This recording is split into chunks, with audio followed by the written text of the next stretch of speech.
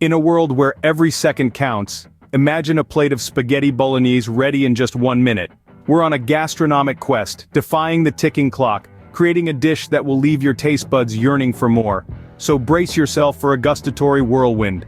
First, heat a dash of olive oil, toss in finely chopped onions, carrots, and celery. Stir until they surrender their crunch, roughly 5 to 7 minutes. Follow with minced garlic, let it dance in the heat for a minute, and release its aromatic magic. Now push the veggies aside and welcome the star. Ground beef.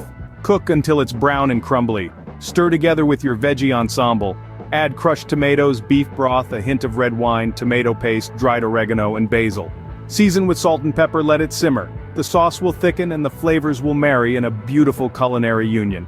Meanwhile, boil the spaghetti until it's al dente. Drain, but remember to save some pasta water. Toss this into the skillet, mix until each strand is cloaked in the bolognese sauce. If it's too thick, a splash of pasta water will do the trick. Serve hot, with a sprinkle of grated Parmesan cheese and a garnish of fresh basil leaves. And there you have it, a minute to a perfect plate of spaghetti bolognese. Bon appétit!